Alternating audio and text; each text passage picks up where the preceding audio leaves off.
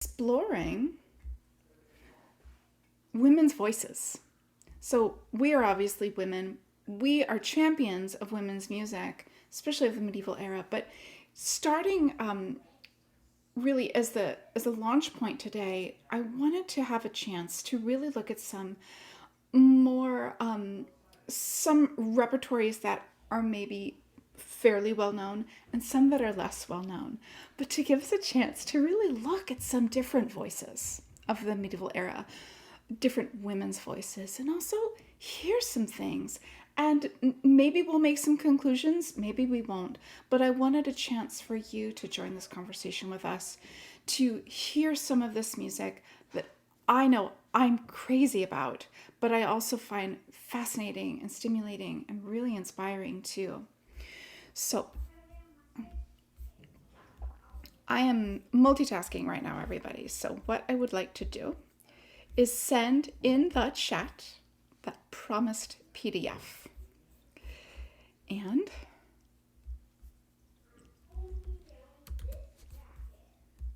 for that is located on the internet. So you all just need to go and grab your copy. It's a PDF. And this is a book of scores that will accompany the music that you're going to hear, that will be performed mostly live. Not all of it's live. We have some recordings, and myself, Kristen, and Crossley will be performing some things as well. So I'm just going to give a few more minutes to let everybody get in. I see Felice. Hi, Felice. Hello, everyone. So I also just would love to know, like, drop in the chat where you're writing it from. I see Henry's in Seattle. It's so cool to see everybody here. I love the fact that we're all able to join from all over the world. I think that's incredible. So I'm going to just take one more moment to gather everything together before we dive in. Winnipeg, New York City, Houston, DC, New York City, California, Vermont. Oh my gosh. Seattle. Incredible. I'm in Maryland, Silver Spring, Maryland, right outside of DC. Phoenix. Pittsburgh. Hi, Cassandra. That is so cool, everybody. I love that. Stuttgart. Arlington. Cleveland. Hi, Rosemary. So awesome. All right. So cool. Bethesda. Bethesda. I love it. Okay, so what I'd like to do is really lead us in here into the thick of things. Are we ready to go? Probably. So I want to keep this fun and lighthearted, but there's a lot to get through, so I'm just gonna go. Okay. Okay. So everyone, I'm going to invite you to have your scores by the side, and then I've got a screen share for you. Okay. So what we're going to explore today is this very big topic, women in medieval music. As I mentioned before, this has been really the crux, the theme of this spring. And I'll tell you something, a secret. As I was preparing this, I thought, oh, I know tons about this. And then as I was pulling all of the content together, I'm like, oh my God, and I need to learn about this, and I need to learn about that. There are so many unturned stones. And part of the reason that I wanted to share that with you is to reveal kind of a hole, I think, that exists. That as we, as we step into the 21st century, more and more and more, especially at this time and place when we're looking so much about how so many different groups can be better represented. I see this huge gap in the way that women's music and women's voices are coming to the stage. Let me be specific, the music of medieval women. So, as I mentioned before, we're going to have some music that maybe you've heard of and some maybe probably that you haven't heard of. And it's a great way to we're going to take a quick tour through 5 different times and places. And really, this is just to provide a little snapshot of each individual place, but to then look at the whole here. So the whole, I have a couple of ideas about that, but importantly, I would like you to come up with your own opinions. So this is not just someone's expertise, but this is really a sharing of enthusiasm and wisdom and understanding. So let's get started. Okay. The first place that we are going to go to, as you look at this map, we are talking, let me provide some context here. We're looking at the music of the medieval era, which is really, when we talk about Western music, it is contained to Europe. Why? All of the places that you see on this map, Burgos, Fontevraud, Maubuisson, Origny-Saint-Benoît, and Bingen. Almost all of these places, all of these places are abbeys, they're convents. And that's not to say that all the music is sacred on this particular webinar, but when we talk about medieval music, we are relying so much on what has been notated for us, what's been written down, and importantly, what survived. So most likely what we're looking at is a fraction of what people, women, were actually using and working with 700, 800, 900 years ago. Okay, so what we have are these brilliant little sparks on the map of places where we have really incredibly preserved sources. I love sources. I love them. I remember when I first started working with sources, I felt like someone had handed me a wand in Diagon Alley, and I went to Hogwarts when I went to school to learn about medieval music and sources. So, our first stop on the tour is in Burgos, Spain, and we're going to be looking at Las Huelgas Codex. Okay, so I wanted to show my map here. There's Burgos, and we're going to learn a little bit more about that as we go. But the first thing I wanted to do was to listen. We are going to be steeped in music today. And the music is really a pastiche. There's so many different styles, forms, and ways of preserving this music. But we're going to start getting something in our ears. This is one of my favorite works from Las Huelgas Codex. And we're going to dive into the music and the women that were working on this music, but we're going to have a listen first.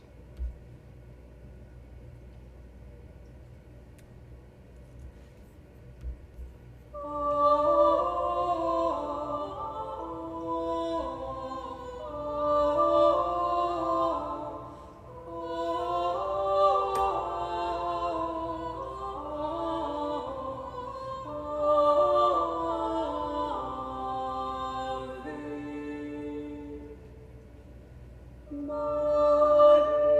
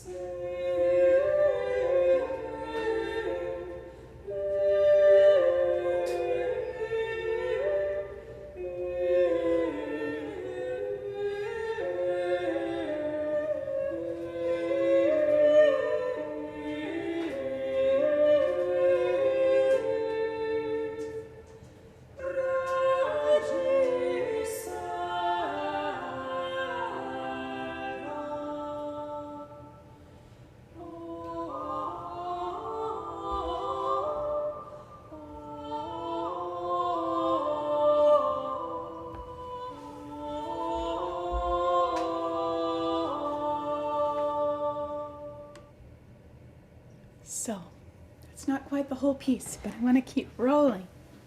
That piece that you just heard was a conductus. And what we're going to learn as we step into medieval music is that especially music that was constructed or being used in religious life, we have different musical forms that served very specific purposes within religious life.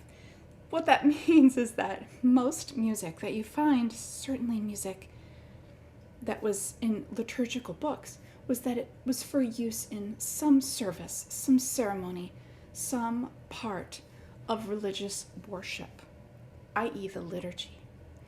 So this is a musical form found in Las Huelgas.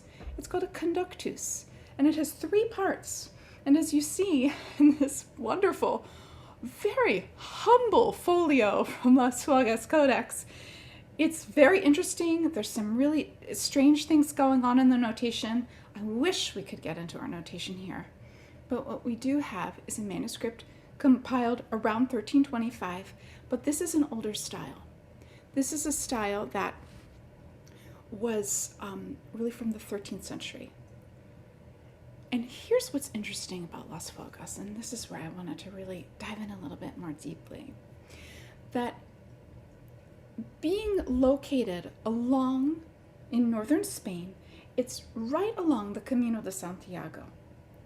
So there's a few interesting aspects of this.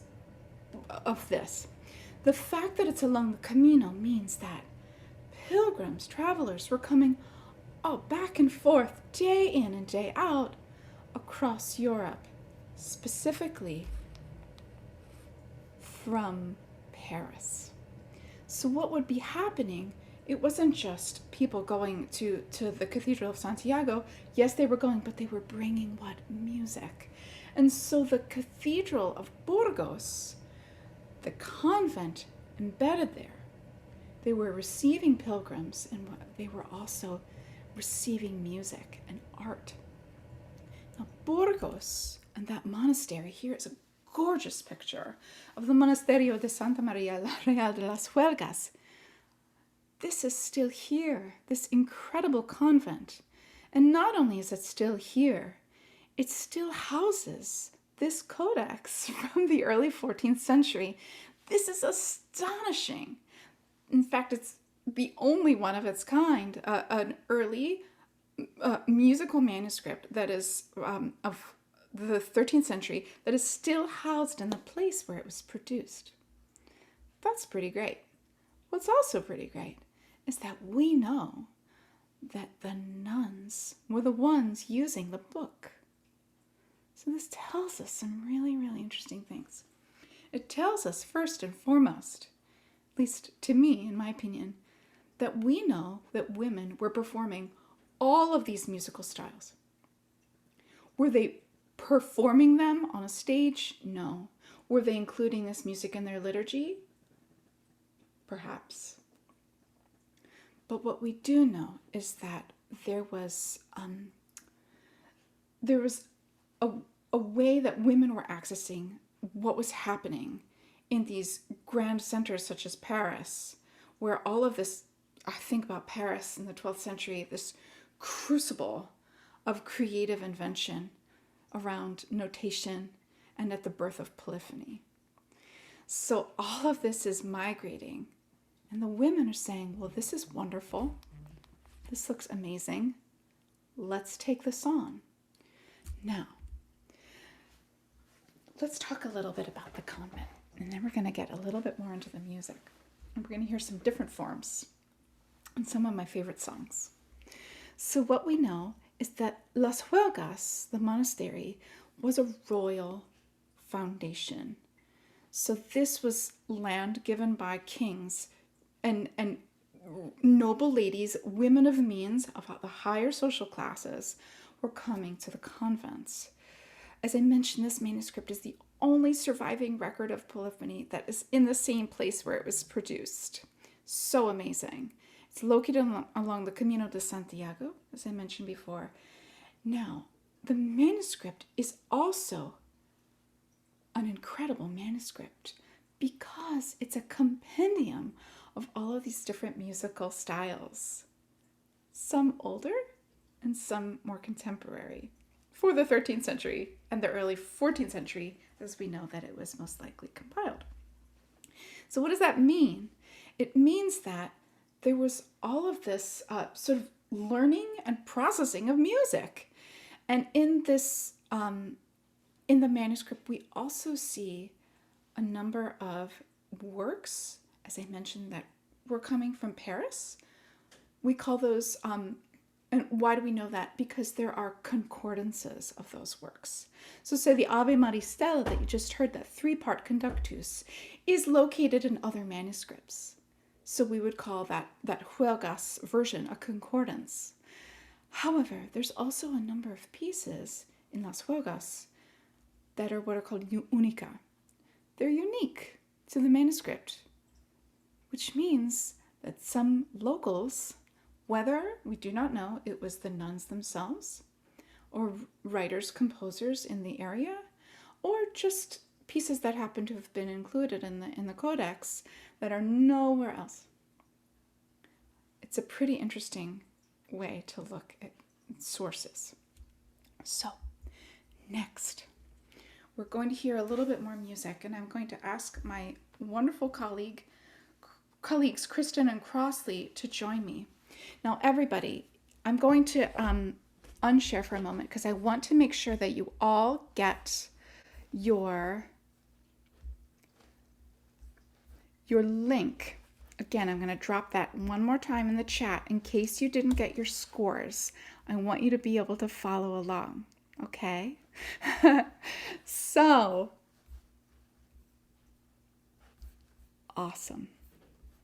This is going to be our first, I'm not going to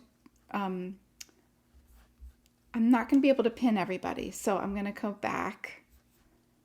Yeah, I'm going to go back to share. And what I want to show you here, everybody, is a folio of this next piece that you're going to hear. And I want to set this up before Kristen starts in. What we have here is a different musical form.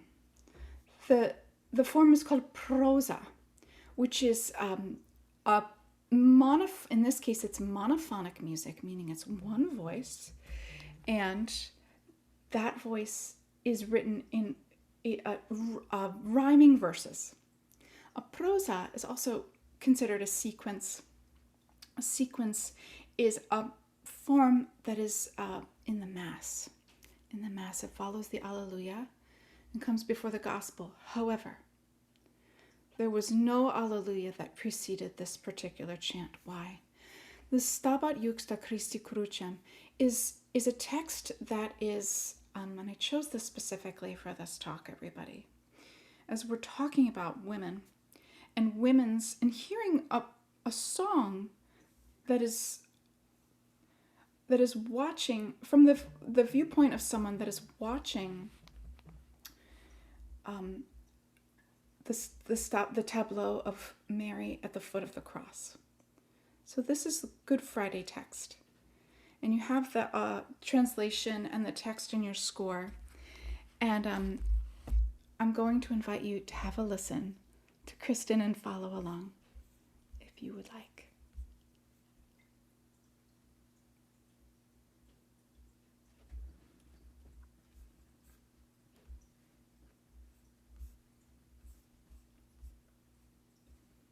Kristen, I can't hear you if you're. I'm not singing because I didn't have a starting pitch, but I'll just go. No. I'll give you a pitch, my friend. I'm sorry. Okay. I can't see everybody. Here we go. Stabat juxta Christi crucem, stabat videm dusem, vide vole facere, stabat mater necia mater, et quid sit eventus ater,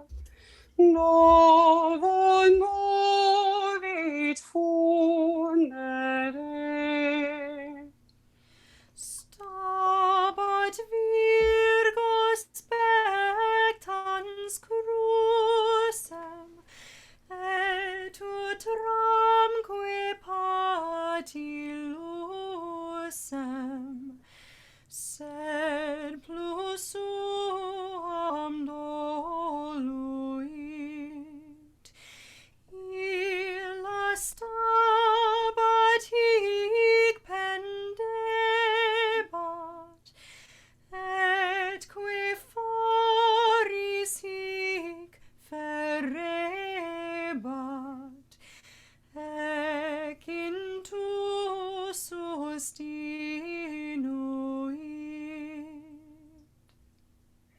Intus cruci conclavatur, intus sui orgulatur, mater rani gladio.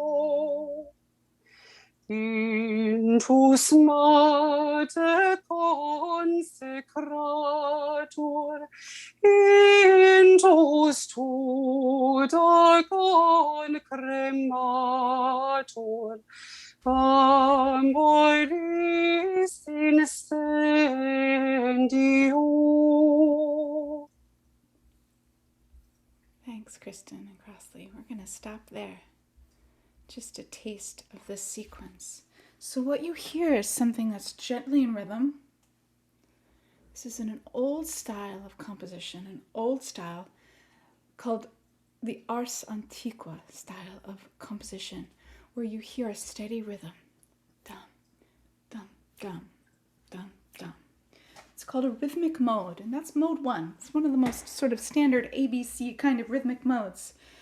But it's really a nice sort of lilting way of moving through, and that we're going to explore different musical forms that you'll hear that rhythmic mode again. But that was a taste of something that is only one voice, and that has this more contemplative way of approaching the text. So, next we have another piece of music, another form in Las Huelgas that I will tell you, the first time that I encountered this piece, I thought I just died and went to heaven. And this is an example of a concordance. So this, what we're going to hear, is a motet, one of the most popular musical forms of the 13th century. It's crazy. It's the most unusual thing.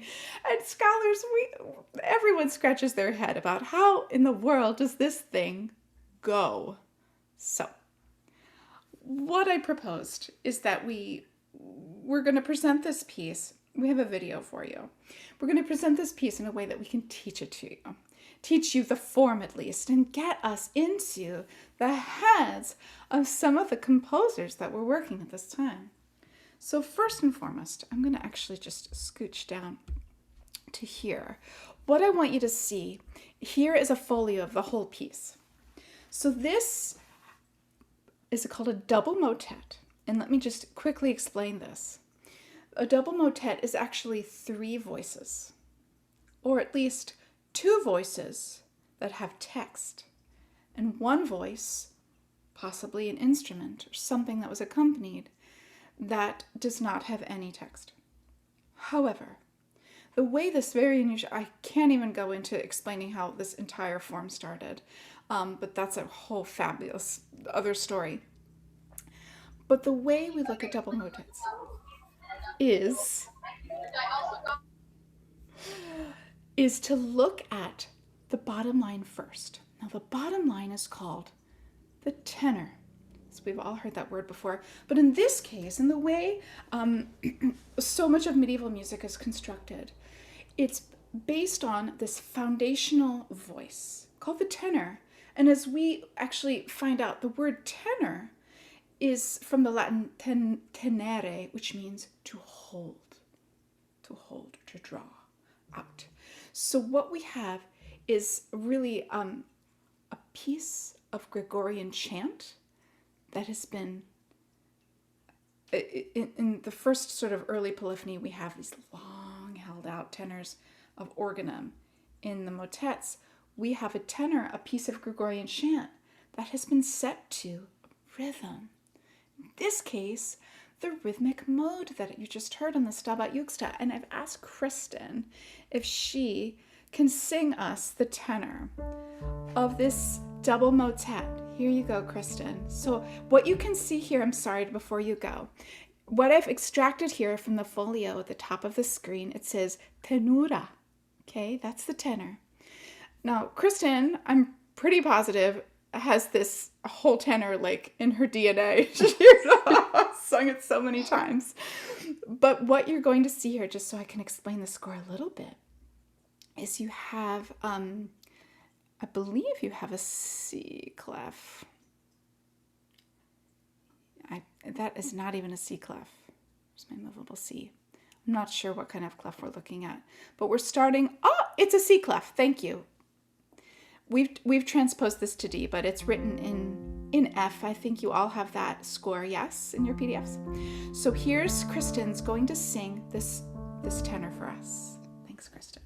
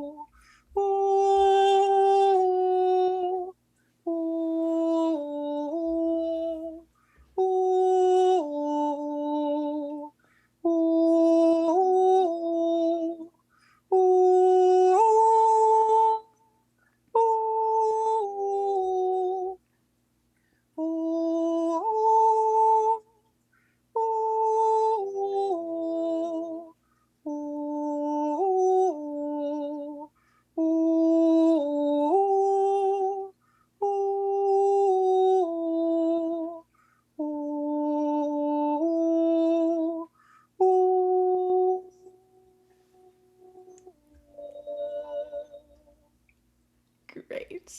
Thanks, Kristen. And now what we're going to do is we're going to sandwich this for you so you can hear all of the different ways that this motet works together. So what you're going to hear first is the second voice. That is called the motetus.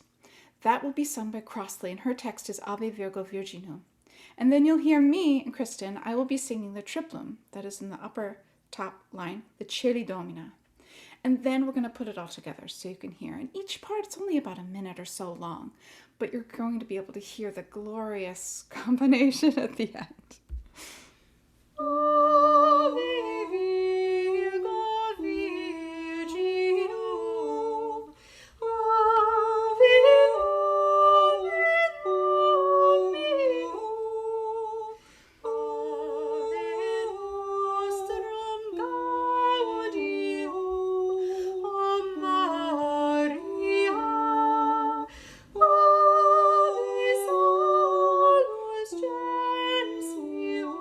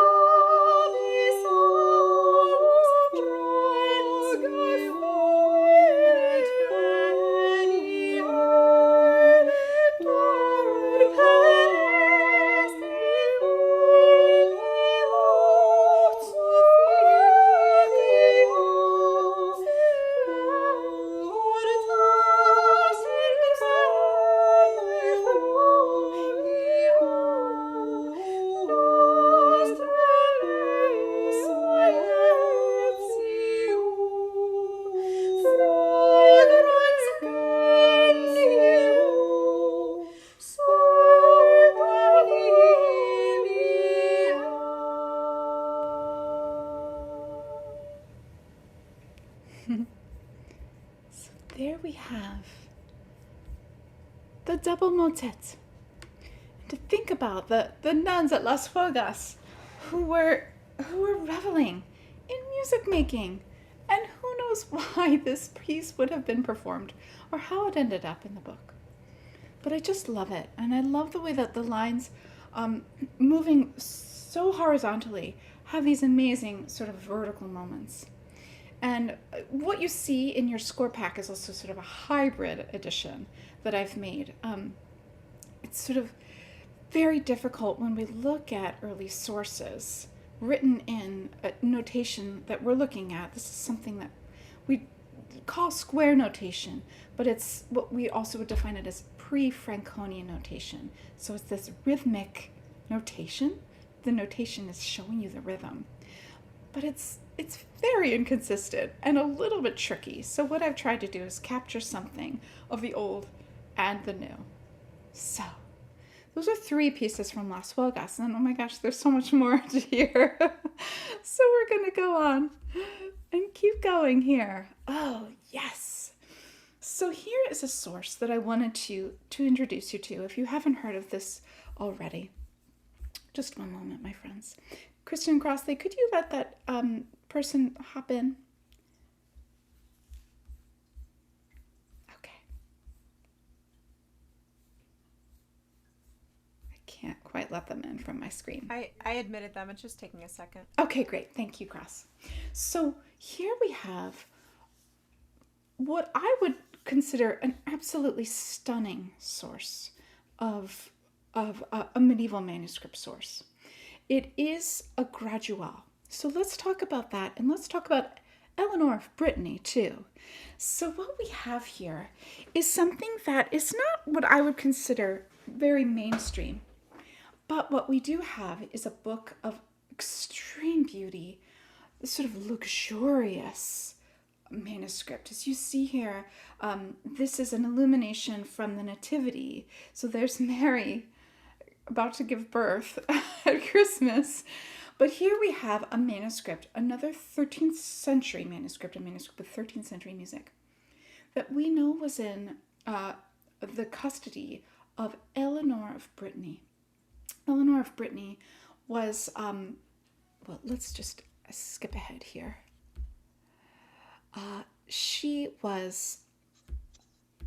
Skip ahead here. Here we go. Let's talk about the book a little bit. So Eleanor of Brittany was an abbess at the abbey at Fontevraud. So this particular monastery was another royal monastery, and it was established way back. Does it say here in my book? Excuse me. Here we go, in 1101. And this is a very fascinating, interesting story, and I think it says a lot about musical practices in women's communities. As we talked about at the very beginning of this talk, how all of these particular places that we're looking at were women's foundations. That says a lot about how music may have played a role in building community and in bringing communities into sort of a communal music making and worship experience. So at this abbey, it actually was founded as a double monastery, and it's huge, it's massive, and it's still here today, and it is absolutely going to be a place that I want to go to. But in a double monastery, you have men and women living together. And at the very start of things, the founder actually wanted men and women to be living together. They were not segregated. But the church authorities thought, this is a terrible idea. And they forced the abbey and the order to separate men and women. But at one point, I can't believe this, as in my research I was discovering, that there were so many people at the abbey. It's very large, and up to 3,000 nuns were living there. So what does this mean? It means that you have a lot of people going in and out, following the order. And this particular new monastic order was founded very much upon the Benedictine order. If you're not familiar with that, Saint Benedict set out a rule of living in a religious community. It's called the Rule of Saint Benedict. And in a nutshell, it defines the scope of a week by chanting all 150 psalms. And that you have certain times of day, certain hours, also known as the divine office, where you recited psalms or went to mass. And this was basically how life was devoted in the what is called the Opus Dei. That was your work, that was your vocation, was prayer, day in and day out. So imagine that if you are in a religious community, every time that you went to prayer, there was singing. Everything was sung, which means there's a lot of chants, a lot of plain chant that was being used. And so anything that would have been sung in the liturgy at a great house like Fontevraud was, of course, was happening with the women that lived there. So I'm going to see if I need to go back or forward. Okay. Here is the Abbey, and I just wanted to drop a little side note that there's a hotel and a restaurant at this Abbey, and it's also a contemporary art space that is fantastically amazing. There's so many interesting things about this particular Abbey. Throughout the Middle Ages, it was a thriving community. However, a piece of history here, during the Napoleonic Wars, it became a prison. So it may have been during the French Revolution that the Abbey was disbanded, but then it became a prison, and it has been basically rehabilitated in the 20th century to be now this incredible resource that it is. So how is a manuscript that comes from this place come to be something we're talking about today? Well, we're talking about a graduale. Now, graduale, is basically a book that contains music for performing Mass and for the liturgy. And so you have graduals, and they're usually very big. And they weren't something that you used in the service. They were sort of reference books. So what you have are all of these chants that were key to various feasts or ceremonies throughout the season, because it was such a luxe kind of manuscript. It was very special. It was very expensive, and it was, thank goodness, so beautifully preserved. So this particular manuscript was put together in the 1250s. It was given to Eleanor. Eleanor was, please tell me I have my info about Eleanor in here. I don't. So Eleanor was the granddaughter of Eleanor of Aquitaine. And another fun fact about the Fontevraud Abbey, Eleanor of Aquitaine, her effigy, and Richard, her husband, King Richard, are both interred there at Fontevraud Abbey, which is amazing. But she's a noble woman. She comes from a line of kings and queens. And she enters the convent at a young age and is bequeathed this book, this amazing book. And so she enters the abbey, and she eventually becomes the abbess there. And after she dies, she then leaves the gradual to the abbey, and it's currently at the library in Limoges, not too far away. So this has a lot of chants embedded inside the manuscript. However, importantly, it has 3 mysterious pieces of polyphony, and I want us to listen to one of them. We do not have a score of this, but I do have a manuscript folio that we'll take a look at. Okay, so what we're going to hear is the Res est Admirabilis, and there's only 1 or 2 recordings of this music, and I can't wait to start to bring this to life too for EH-yah. But what we have here is Ensemble Organum, a fantastic French ensemble, and you can hear the women of that ensemble singing this.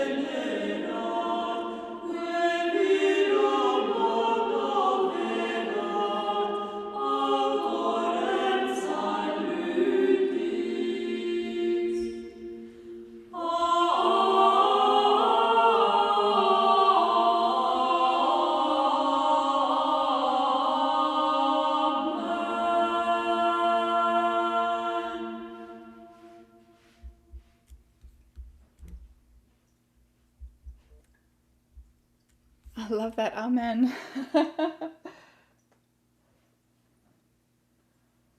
So, what we have here, everybody, is this manuscript that we know. We're obviously going to go to Hildegard next. We have this manuscript that was not necessarily composed for the women, by the women. Quite the contrary. But what we have here, and this is how we put our pieces together and gather evidence and follow trails of breadcrumbs, we're able to see into the lives of women. How women in liturgy and in practice, what music they were being exposed to, and how they were singing music that was just composed for the liturgy. And it didn't have to be men's music or women's music. It was just music for prayer. I just love the beauty of this particular manuscript. I love hearing the great rhythms. It's just such an interesting piece, and I hope you enjoyed hearing some of this music. It's such a contrast to what we're about to hear. So this talk would not be complete, of course, without speaking of one of my favorite composers, and certainly the first medieval music that I did hear was composed by that of Hildegard von Bingen. Hildegard, the great mystic and visionary from the area in southwestern Germany along in the Rhine Valley, where her namesake of Hildegard of Bingen, was not born in Bingen. She ended her life and really fleshed out her vocation in the area of Bingen. But without treading too much of this ground, I'm going to try to give you a capsule review. And to be clear, I wanted to present some songs today that I think specifically fit in or insert themselves well into exploring how women, medieval women, were conceiving of themselves, not just as women, but of their womanhood, femininity, of what it is to be a woman, not just as a binary opposite of a man, but just to be a woman. And as we talked about being in community, it's interesting to be with women all the time. And so what I see in these songs is a celebration of womanhood, of womanliness, and women in particular, to Hildegard, that really were standard bearers of this essence of being connected to her own femininity. So as you see here, this list of incredible things, I'm just going to really skip through some of this because I just wanted to be able to look at some of the music here. So here, I chose only 2 songs for you, and I chose relatively short songs. We're going to listen to this first one that to me is something, it's just like a little gem.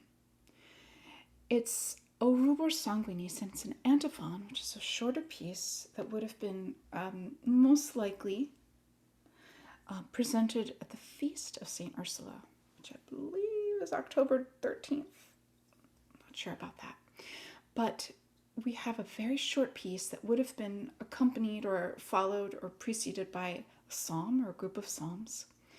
But importantly, I think in this gem of the piece, you see Hildegard's poetry perfectly encapsulate some of the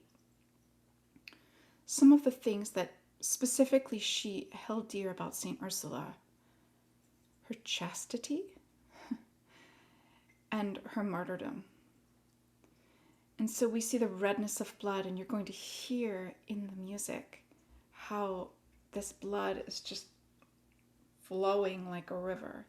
You're going to be able to just sense and feel and hear these different images and how she approaches and holds up St. Ursula in particular. Have a listen.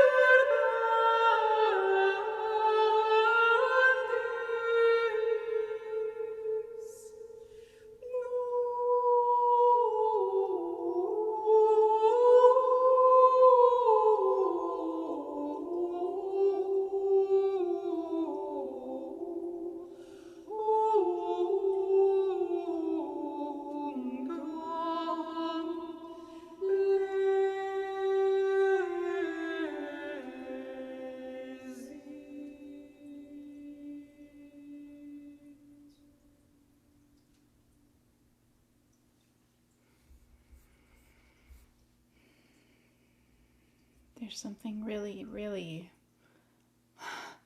holy about this song. And what you have here is a copy of the original chant that was in the Reason Codex.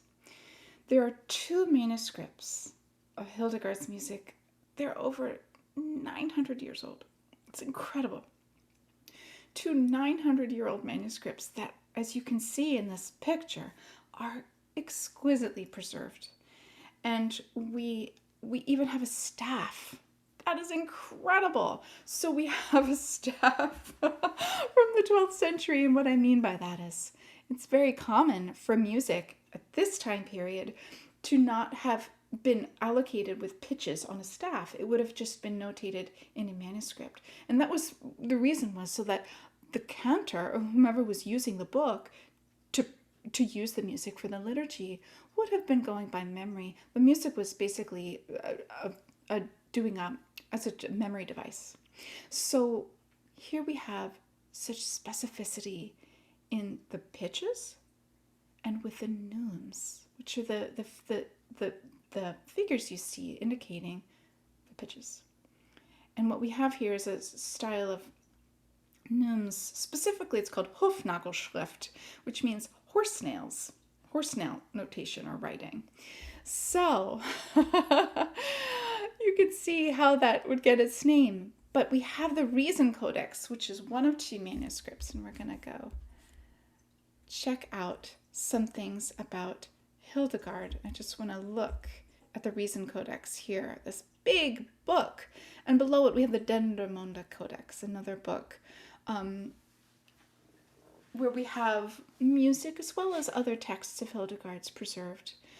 But these are incredible sources, and the song you just heard, O Ruber Sanguinis, is in a modern transcription in the PDF that I gave to all of you.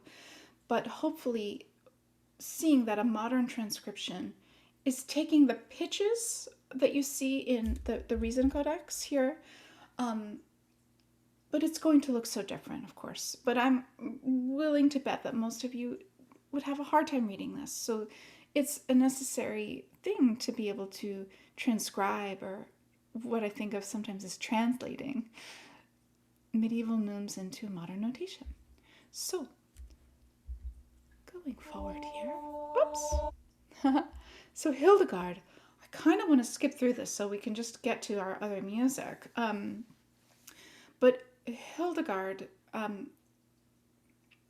if you are not familiar with Hildegard, I want to entice you to go read up and learn more and listen.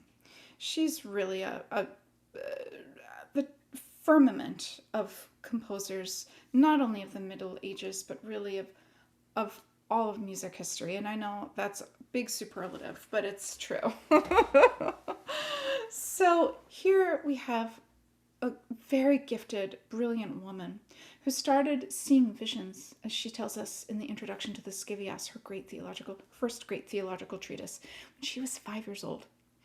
And she is the 10th child who is entrusted to the church at a very early age, and is living her life in the enclosure of Disibodenberg, her first monastery.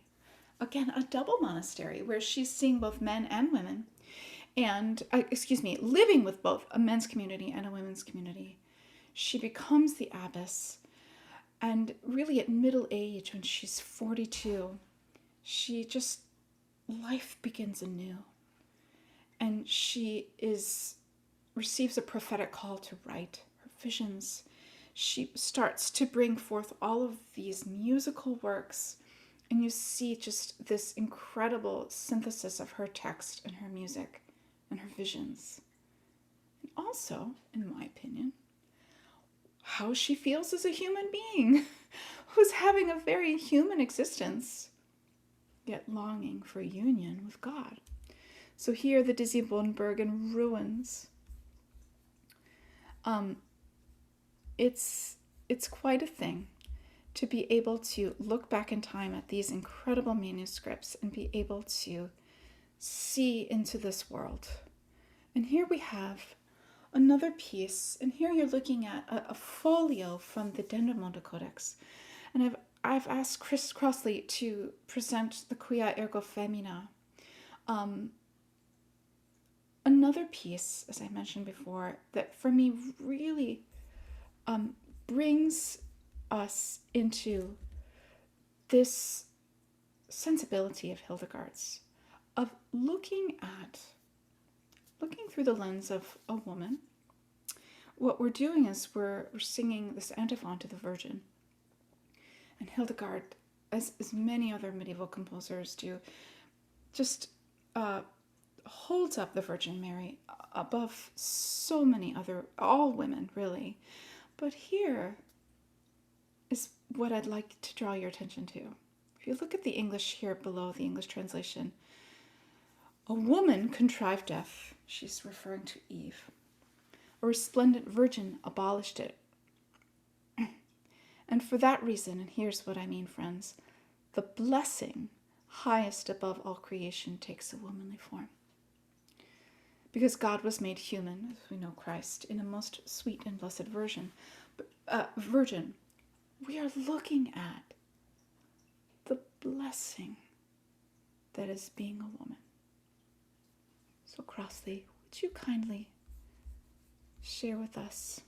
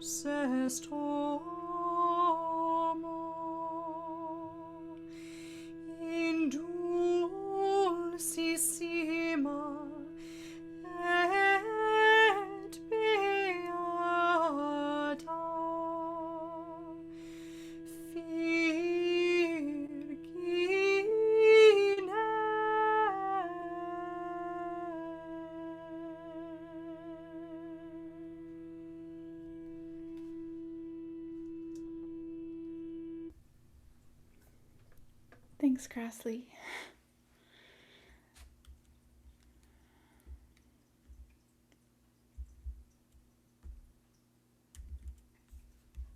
And now, leaving Germany for our rather whirlwind tour here, I wanted to take a small detour from religious life and looking into some secular threads here. And this will factor into the last two segments that I wanted to share with you. The first is that of the trouvères. The trouvères were the poet-composers of the Middle Ages. They were roughly in two groups. We actually have the trouvères, the poet-composers of northern France, and the troubadours, which were the poet-composers of southern France. And this is grossly generalizing things, but we have two very distinct groups here in France in the Middle Ages, and there is a wealth of repertoire dedicated to the trouvères and the troubadours, most of whom are men, and some really well-known, important, influential figures of the Middle Ages and the corpus of music that we have of this time. But let's talk about the women, because that's what we're here to do. So what I wanted to do was highlight two songs that I love. As you all have discovered, this is all great music, and it's quite extraordinary, and has influenced me in some very specific ways. So I wanted to present to you the first trouvère song I ever heard, and it's on a great disc. I'm going to play the recording for you. I'm going to just show you the disc, and I have all of this written down for you. But it's from this CD by Anne Azema, who is currently, I believe currently, the artistic director of the Boston Camerata, a French woman who has the most incredible interpretations of early French music. And I had the pleasure of coaching with her once on French opera, and it was terrifying. I'll never forget it. But she's really a force. And what she does is in my opinion, really steps into the voice of the woman who's speaking the lines of this song. And the song is from, as you see here, it's not a fancy manuscript. We have text and music. That's about it. Very few illuminations here. We have I wanted to just speak a little bit about the rubric here underneath this, to the side of this folio, just so I can explain the way we talk about manuscripts and the way we write them down when we're referring to them. So we have an anonymous trouvère, no attribution here, but the song is in the voice of a woman. And as we'll see in the text, it's quite powerful how she's feeling and what she says. It's from a chansonnier, a songbook, Saint-Germain-des-Prés. Now, when I say PBN, that means Paris Bibliothèque Nationale, and the FR is an abbreviation for Français. So it's a French manuscript. You might also see PBN LA, or I'm not sure, I think it might even just be L, but that means Latin. So a Latin manuscript or a French manuscript. Here we go. And then when we see F47V, the F stands for folio. Folio 47. So medieval manuscripts weren't paginated, they were foliated. No need to get too deep into the weeds there, but V stands for verso. So when you look at a folio like this, you have the front is the recto and the back is the verso. So it wouldn't be page 1 and 2, it's folio 1 recto, folio 1 verso. Okay, so you can follow along in your scores. I'm so excited to share this song with you. L'on dit qu'amour, they say that love is a sweet thing. Let's have a listen.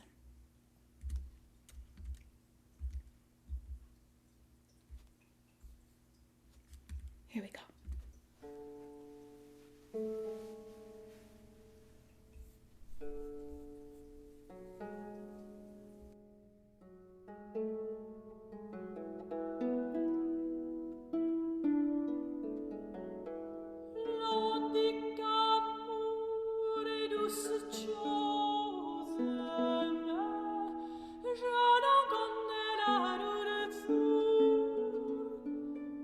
Toute tu es, mérite gloire.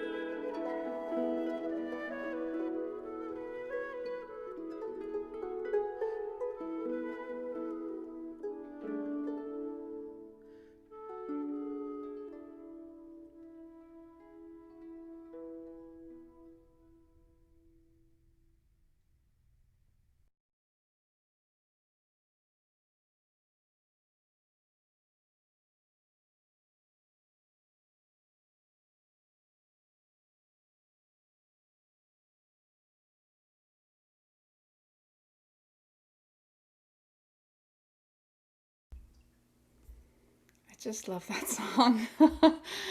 So following this poem, this speaker, we hear of this heartbreak and the betrayal and the longing for something that is lost. And the next piece I wanted to present is also about a longing, but it's going to take an interesting turn. The next piece is one of the few Trouvère songs that we do have that's actually attributed to a female author. There are several. A quick side note, there is only one song with music attributed to a female troubadour, the Contessa d'Edilla. I entreat you to have a listen to that song. There's many different versions. But I wanted to present this one by Blanche de Castille, a great queen, a very, very, very powerful person of the Middle Ages, very early Middle Ages. So as you see here, early 13th century. And to just give you a little bit of context here, she's the granddaughter of Eleanor of Aquitaine. I think I mixed up Eleanor. I did. Forgive me. Eleanor of Brittany. I'll have to get my facts straight. But here we have a great queen, sort of very continental kind of person who is mixing with all manner of people. She also had a very difficult time as a mother. I think she had 13 children, but I think the first 5 did not live past the age of 2. And many of her other children actually died in the Crusades. Some died in childhood. Just so hard to be in this time, at least from our contemporary point of view. But the reason I wanted to include this song is because I think something really interesting happens at the end of Blanche's life. She, has encountered so many different people and has been influenced by so many different things, including great troubadour of the South, Thibaut de Campagne, who was a great politician and had a lot of power in sort of Champagne region of France. And there's records of them having an amour, of him composing for her, of her composing for him. We don't know. However, we certainly know that she was a worldly, knowledgeable, creative person. And so what we have here is a song that she writes to the Virgin. And I thought it was really interesting and worth mentioning that at the end of her life, she founded 2 convents, Cistercian convents. And the second is where she actually went and lived for the rest of her life, the convent of Notre-Dame-la-Royale at Montbuisson, where she's buried. There's Montbuisson in the really north central part of France. And here's the contemporary building, where, interestingly, there's also a contemporary art center, as there was at Fontevraud. But here we have a turn where we hear the Queen composing Song for the Virgin. And here in this folio, the different manuscript, that happens to only be 2 folios. Most likely this was a fragment from something much larger. But as you see here, we have something a little bit more decorated. And we have a stunning song that I'd like to sing for you, and I've got my harp here. I'm going to limit it to 2 verses because I want to keep us moving along. But I invite you to have a listen and follow along with the text. There is a translation here, but in your packs and your PDFs, you have a much better one. So have a listen.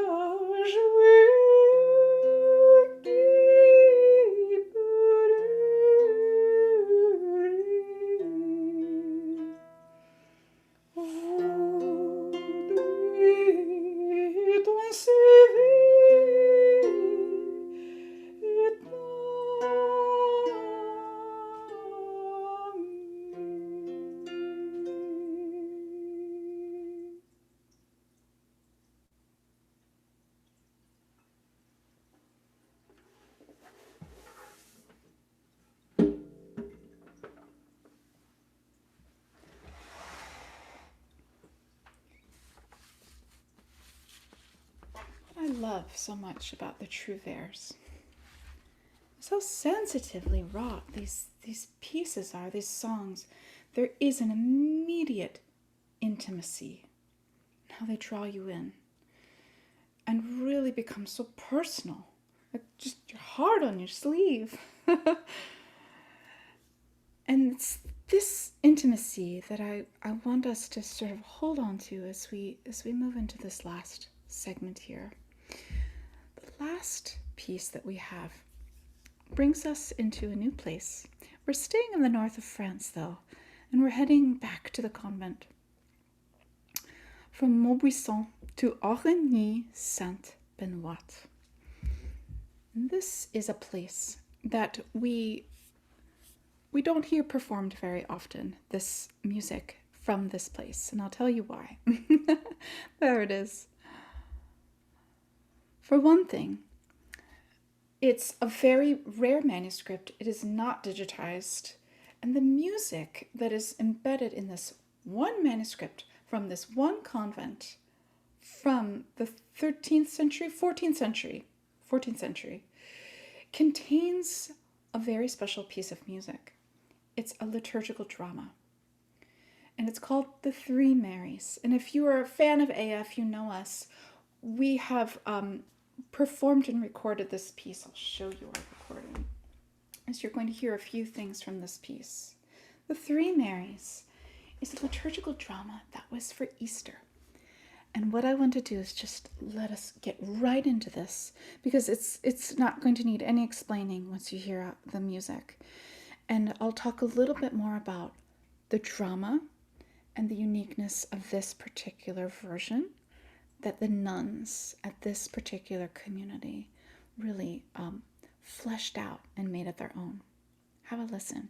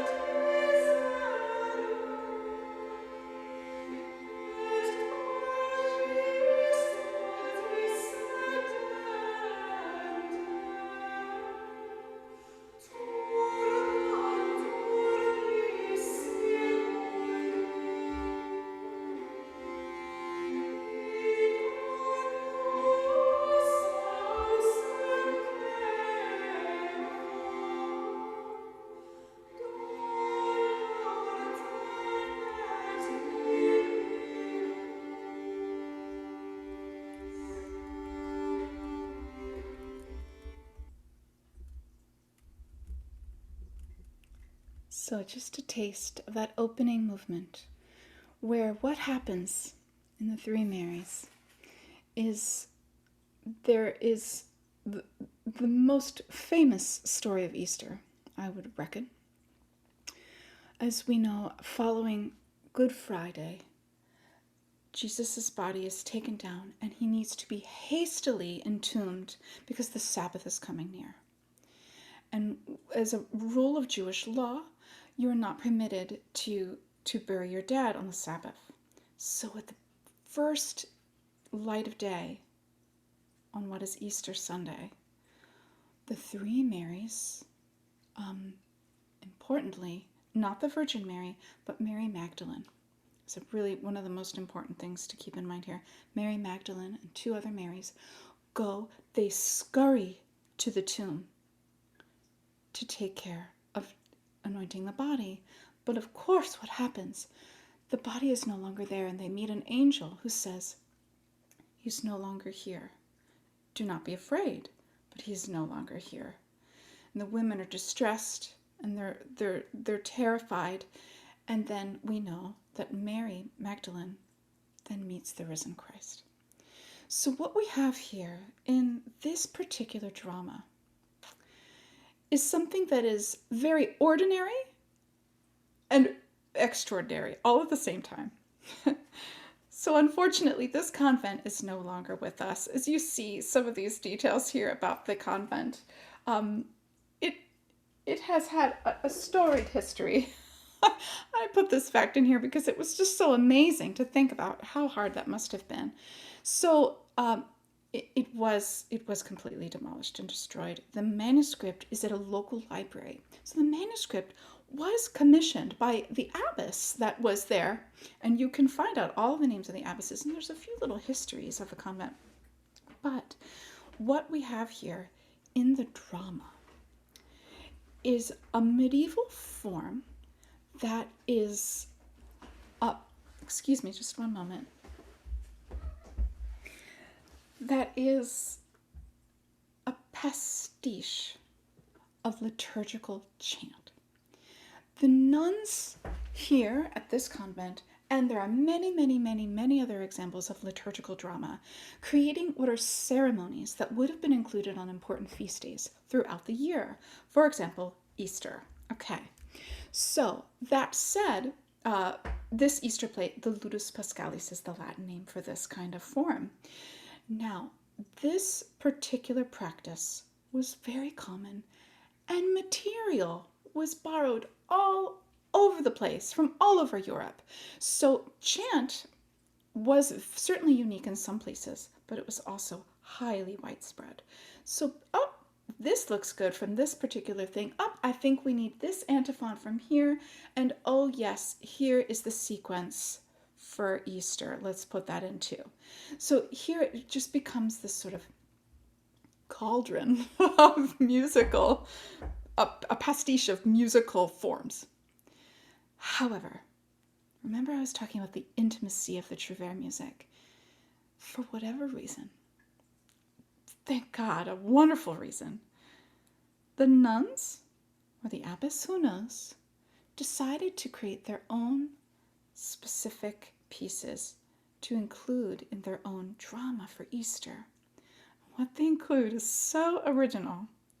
They include a scene where the three Marys, on their way to the tomb, stop and haggle with a merchant, a regular old guy. And then the other thing we'll hear about in just a minute, I wanted to listen to just a little bit of this music because I want you to have a listen and hear and see what might be unusual about this in a liturgical drama that was mostly all Latin plain chant. Here we go.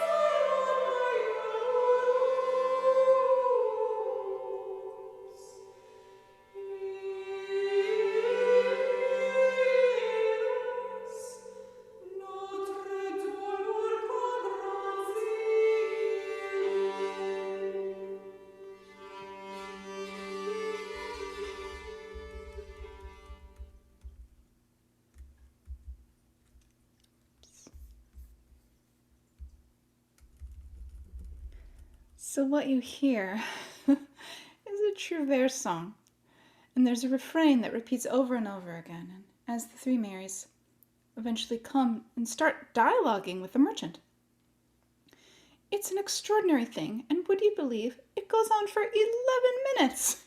It's really involved. And this is really at the beginning of all of the action. We haven't even gotten to the thick of things, where the Marys are on their pilgrimage to the tomb. Well, they come to the tomb and they meet the angel. And then the angel leaves. And then something truly extraordinary happens.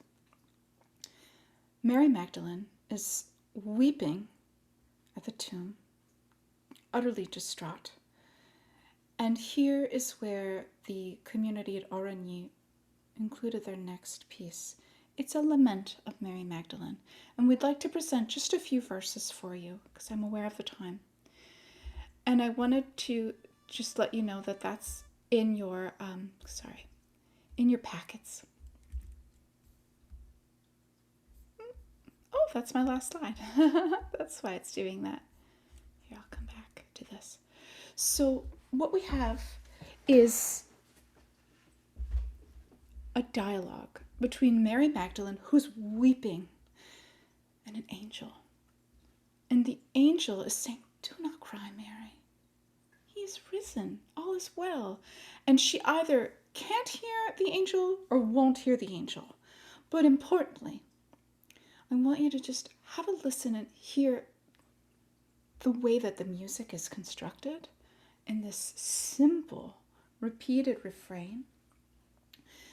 In this trouvère style, it's simple, it's versed, and it's intimate. And I think when we think about music in the church, it's a really important thing that we can also think about the human experience that we're having, or that people were having in their houses of worship, in their communities, and through music. And specifically connecting with biblical characters such as Mary Magdalene. And if you were an abbess of a convent and wanted to foster a more not only rich experience, but a more human experience, how beautiful to actually have that be connected through Mary's experience on Easter morning, as she alone encounters the risen Christ. So here we go. I'm going to invite Crossley, who's going to be our angel. Crossley, are you there?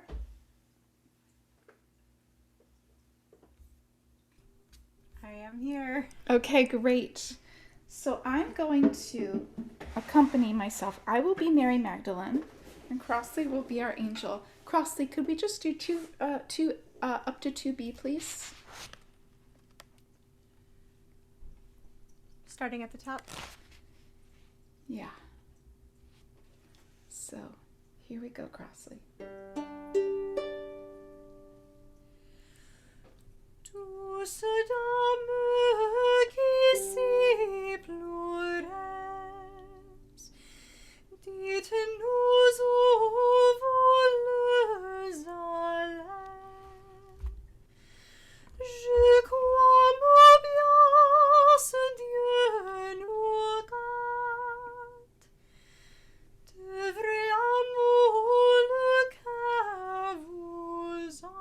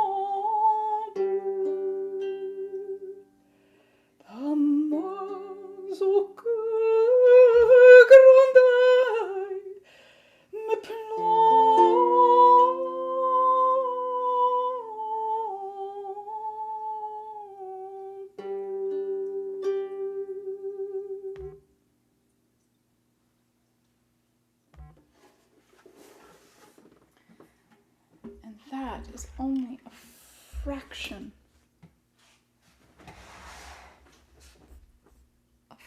of this beautiful lament. So, my friends, that brings us to the end of this musical portion. I'm so grateful for your patience. I see we went over. There's something I hope that you are taking away from this that I don't have to say. But that is, for me, as I was really just diving in the water with all of this repertoire and really deepening my sense of the impetus of composing music and seeing the trends, the themes that are coming through the music.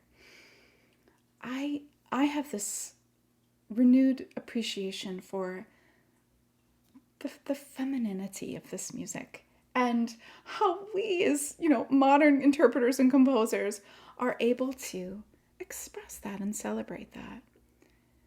And so this is the point of this event where I am so excited to hear your impressions and answer any questions that you have and express my gratitude to you all for being such an amazing audience and community here. So if you have something, please unmute yourself and just come out and say it.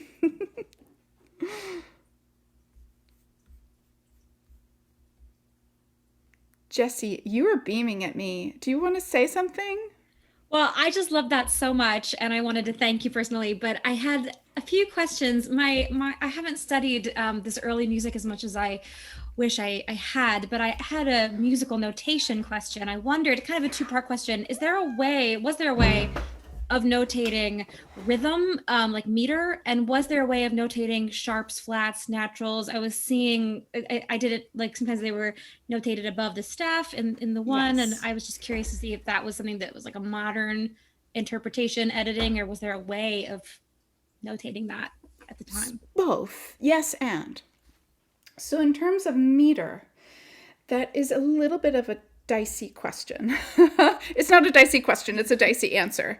So with regards to meter, it really depends on the region, the place, the time period. So when you're looking at, say, chant notation, most of the time, I'm going to make gross generalizations here for the sake of time. Oh my God, my cat. So meter was not expressed in plain chant unless it was, say, the Stabat Juxta, that sequence that we saw in the Juegas, unless it was construed in a rhythmic notation. That's the kind of thing that defined that period of time in the early 13th century, late 12th, early 13th century, this Ars Antiqua and through the 13th century. It's not always straightforward though. It's super fuzzy in certain areas. As far as meter goes, for most plain chant, if you see something that's in square notation, it was not rhythmicized. Okay, that's like the biggest capsule answer. Now, to answer your question about accidentals, you will see accidentals in manuscript sources. Wow. That said, there are oftentimes, and when you see in the modern transcriptions, as you were saying, oh my God, I see those accidentals above the staff, those are editorial. Mm-hmm. So those would be places where it is not clearly indicated, say in a manuscript, because maybe the manuscript has one B flat, say, but then it doesn't have any more, but maybe it will, but maybe it won't. Or maybe there's a natural, or there isn't. It's really unclear most of the time. And so you have to make some educated guesses. You have to let your ear guide you. And sometimes you just have to be okay with possibly being wrong. That's what you were saying too about how it was very much in the memory of the singer. And so yes. The way it was written was just sort of like little reminders. Oh, do that. I'll go up there. Absolutely. I'll hold that one. But it was very much passed down by like word of mouth and, traditions yes. and stuff. It's so interesting. Okay. Yes. Cool. So accidentals, yes, they were notated. There's often a lot of gray area when it comes to accidentals. Yes. If you see it in the score, everybody, it was in the manuscript. If it's above, it was not, but I have, and Kristen and Crossley and I have gone over this many times in certain pieces. Is it or isn't it? So we put a maybe kind of editorial marking above. Thanks, Jessie. Thank you. Thank you so much. I have to go, but that was Welcome. awesome. Thank you so Okay. much. Oh my gosh, thank you. Does anybody else have a question? No. I know there's a lot of information. So what I will say, if no one is calling out, is a thank you again to all of you for this marathon webinar. There's so much information. Oh, I see. Okay, so what I wanted to say is we have so many more events coming up. Please join us. We can't wait to have you. Also, if you're not on our mailing list, please do, because we want to let you know about those things, including new sheet music that's coming up. So we're producing sheet music all the time. And I also wanted to invite you all to participate in our final performance in April, the Unicorn. We are looking for singers and readers, and you can just drop me an email or go to our website and sign up. And the last thing I wanted to say is that all of this information will be emailed to you, the recording, the scores, and this presentation, this PDF of this presentation. We'll have that all on our website, and you'll get a special email, a private email for that page with it's password protected. So you can come back. It's yours to go back and listen, and if you want to. I'm afraid I didn't look at any of the questions in the chat, so I'm seeing all this thank yous. You're welcome, you're welcomes. Okay, I can't wait to read all of these. Okay. Thanks, Anne. So, everyone, it is truly a pleasure. If that's all, we'll say goodbye. Thanks, everyone. Allison, for a Yes. non-singer, it Yes. is a mystery still how you read the square notation. Even as I read scores, I am unable to follow you, even going up and down. I Yeah. think in my ignorance. So I don't think it's an ignorance, but I think it's like learning an alphabet. It's like, how if you're in a place where you see something from sight, you just sort of know this square goes up to this square, and I don't have to think, is that going up or is that going over? It's something that's been embedded over time. because you But have I'm written not so many. All right. but I'm not translating as I go. You get to a place where you just see the alphabet and you recognize where you're headed.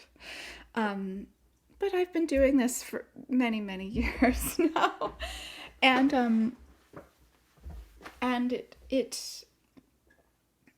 it helps to take time to sing through it or to follow along. And once you start to have a physical or somatic experience of the chant, it becomes easier to read as well. Yeah. I can see where the rhythm would have a cumulative effect. But exposure to many, many manuscripts and many practice hours does make a difference. It certainly does. Thank you. You're welcome, Marilyn. It's great to see you. Thanks to everyone else who's joining us. So grateful.